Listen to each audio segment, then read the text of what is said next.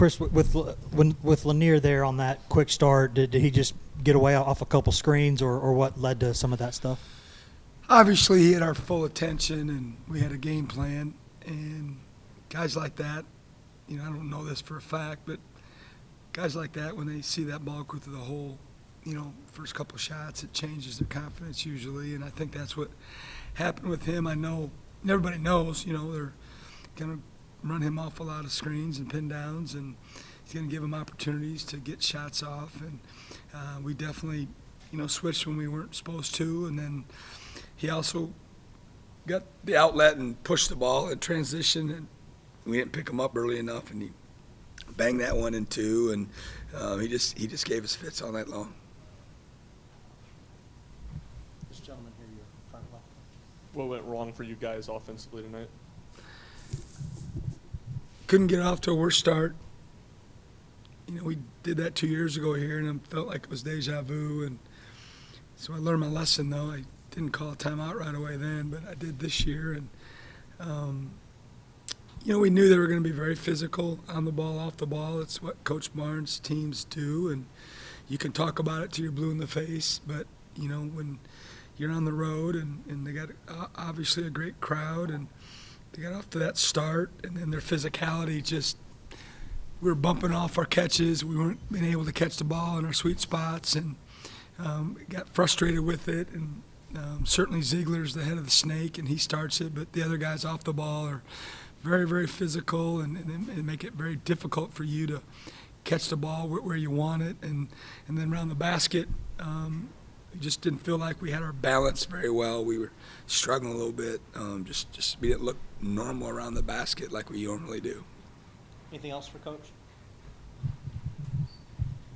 What allowed you all to make a comeback there to start the second half and cut it to single digits, and then maybe what went wrong from that point on that allowed Tennessee after that kind of three-point heave at the buzzer? Yeah, I don't know. I mean, I don't know what Coach Barnes thinks, but maybe they took their foot off the gas, which unfortunately happens sometimes when you have a big lead in college basketball. It's a good problem to have, but I would imagine maybe that had something to do with it, and hopefully our guys learned from the first half, issues that we had. We had a very low number of paint touches. We felt like we were standing around on offense way too much and expecting people to play one-on-one against, this type of defense isn't a good recipe. But in the second half, we obviously played better on the offensive end, and, we cut it to 7.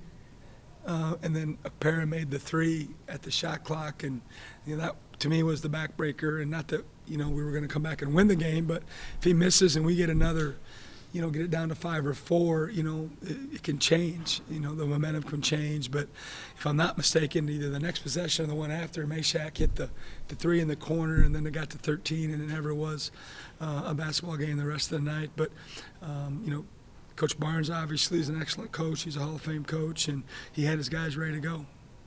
Is it tougher as a coach with things that you feel like you can't control? Because there's a lot of things you can control, but I think a 3 had lipped out that would have made it 4, and then Okpara takes his first 3 of the season and makes it to beat the shot clock.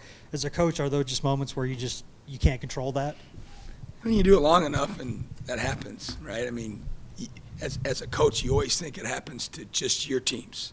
Like a guy that shoots 15% makes 2 threes, or a kid that hasn't made a shot makes it, and you always feel like, it only happens to your teams, but it certainly happens all over the country, and that's part of why it's a beautiful game. You never, the unexpected happens all the time, and tonight, that was one of those plays.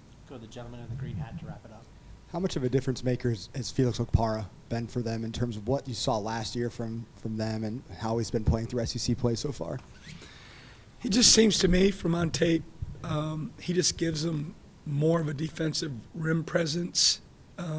That's what sticks out to me. And then on the other end, he's such a lob threat with Ziegler. And, obviously Ziegler's been through all the wars, and he's an unbelievable competitor and a player. And now that he's got, him out there with the option of when he gets in that lane to just throw it up, and he throws it so high that nobody else can get it. It was something we really, really tried to game plan against and talked a lot about. But he just brings a different feel and threat offensively. And then, like I said, the paint presence and the length, and you know he's a little bit stronger in person than I thought he was on video. Thank you, guys. Appreciate it.